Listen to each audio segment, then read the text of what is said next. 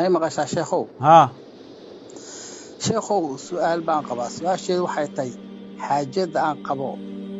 anu ninkii shanaad baan afar nin baa iga soo horeysay waaga ninkii ugu horeeyay isagoo maalin iska hurda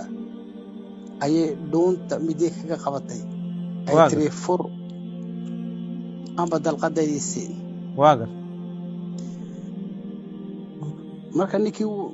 uu ash wuxuu okay waan ku furay waaga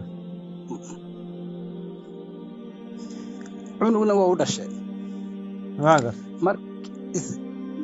markii uu xaqii ku furay gurigii waa ka cararay waa ka baxsay magaaladii waaga kii labaad ninkii labaad isagoo hurdabay dhuunta midii kaga qabatay waaga fur amba shahaado waaga kiina waan ku furu dhahay waaga iguma filna xabada saddexdaba fur bay ku tiri waaga saddexdii uu dhac ka siiyay waaga kii waxaas ayaa kaaga sheekay adig nimanka dhan ma aragtay nimankii ma la kulantay anigu ninkii shanaad baan soonay kule ma ma la kulanto kuwaas oo midada shahaadka la marsay waan ku soo wadaa waaga kii ugu hore cunug buu dhashay kii labaad cunug buu dhashay kii saddexaadna sidoo kale isagoo hurday dhuunta midii kaga qabatay waaga ay ku tiri fur amba shahaado waaga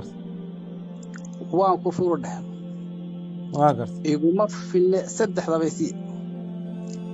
saddexdii uu dhac ka siiyay waaga kii afraad sidoo kale su'aashaydu waxay tahay adigu midid wiil lagu saarin waan ku soo waday dhageyso waaga kii su'aashaydu waxay tahay mididan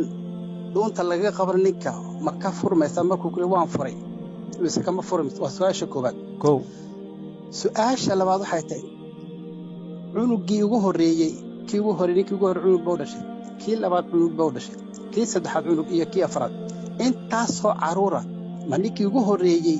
haddayna ka furmayn ma ninkii ugu horeeyaa leh mise male waxaasaa ku leh ninkii labaad baanii soo wacay markaasuu igu dheh war xaajada igama furno cabsi baan ku furay ee cunugaa dhashay anaa lu igu dhahay su'aasheedu waxay tahay ma run buu sheegayaa ma ninkaaba iskale cunuga mise cunugaygan anaa iskale mise nin walba cunugiisu leeyahay mise maxay ahayd de kii ugu horeeya carruurtoo dhan wada leh nin walba cunugiisu iska leeyahay nin kasta cunugiisu iska leeyahay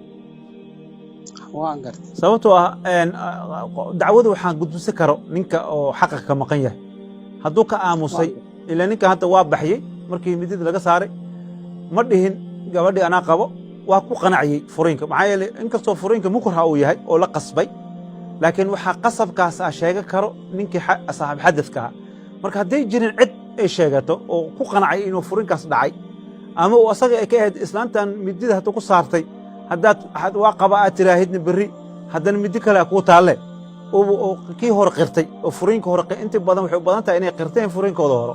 mar haddii furiinkooda hore qirteen ee ciddadan ay ka baxday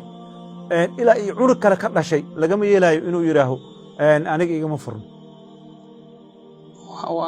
waa dhamaatay insha allah adigana midida iska ilaali maydaan waaban baqayaaba hadda way igu soo socotaaba cunug bay ii dhashay waanba ka baqayaaba baaraka allah fiik ilaahay ku xafido